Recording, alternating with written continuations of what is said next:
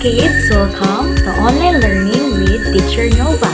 And today's video, we are going to learn facts about Helen Keller.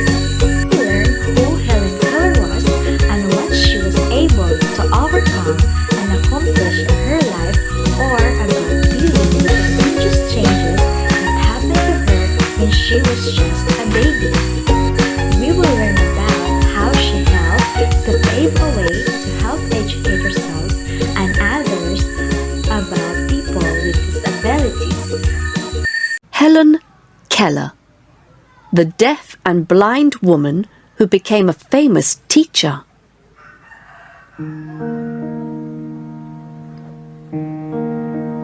I became blind and deaf before I learned to speak. With the help of several special people, I learned to communicate.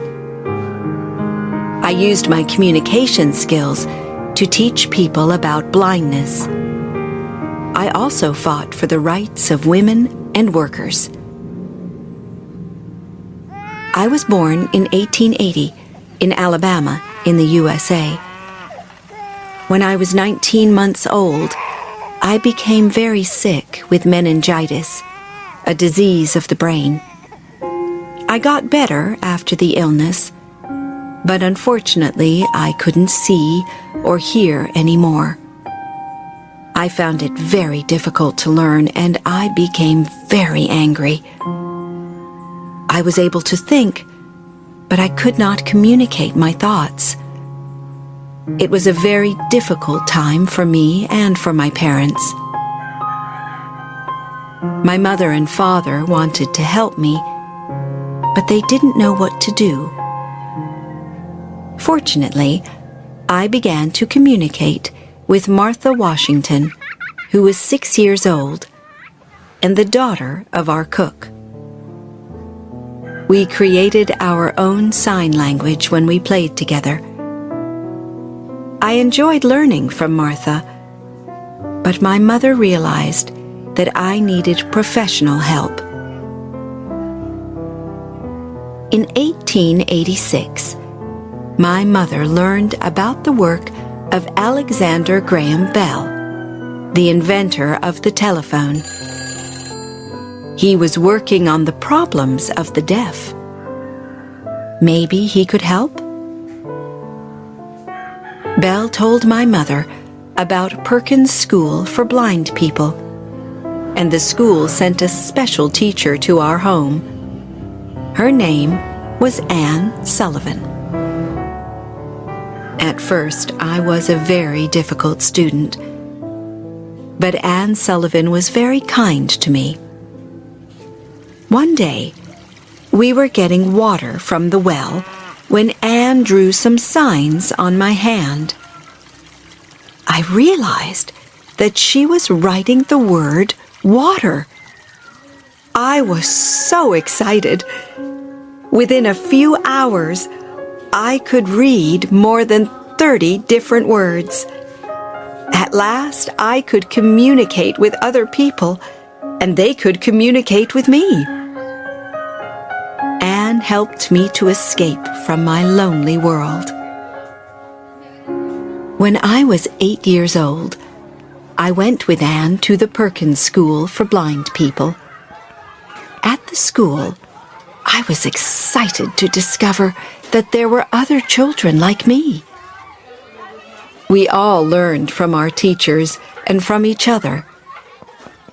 I learned to read Braille in English and later in several other languages.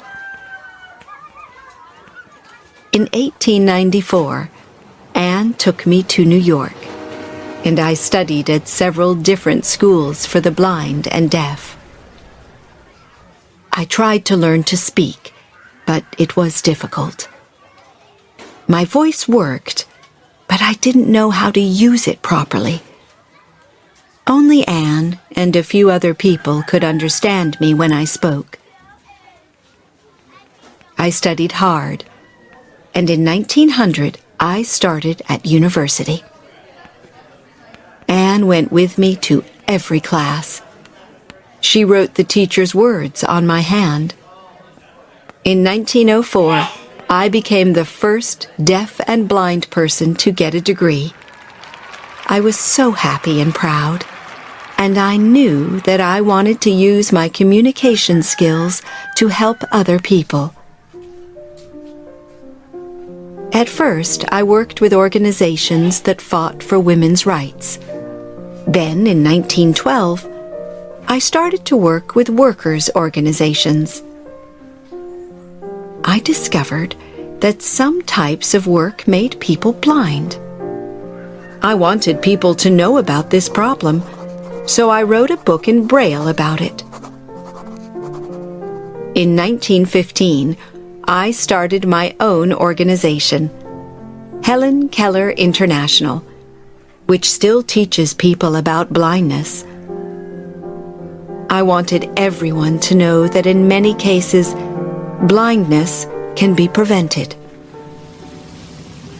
For many years, I traveled around the world and talked to groups of people about blindness. I communicated with Anne. She then spoke my words for me. Our talks became very popular, and sometimes we earned up to $2,000 a week. We gave the money to organizations that helped blind people. When Anne became ill, Polly Thompson became my guide. Unfortunately, in 1936, Anne died. She did so much for me, and I never forgot her. With the help of several special people, I wrote 12 books about my beliefs. I became famous because of the talks and the books. Important people wanted to meet me. I even met the King of England and the President of the USA. Polly Thompson helped me with my work until she became very ill in 1957. After that, Winnie Corbally became my guide and traveled with me to teach people about blindness. Our work was helped by a theater play, The Miracle Worker, about the life of Anne Sullivan. In 1962, it became a popular film. In 1964, I won an important award from the President of the USA for my work. The year after that, my name was added to the list of the most successful women in the USA, the Women's Hall of Fame. The names of my guides, Anne, Polly, and Winnie, should be in that list too. In 1968, at the end of my life, I remembered Anne, Polly, and Winnie. I felt proud of our work, which helped blind people around the world.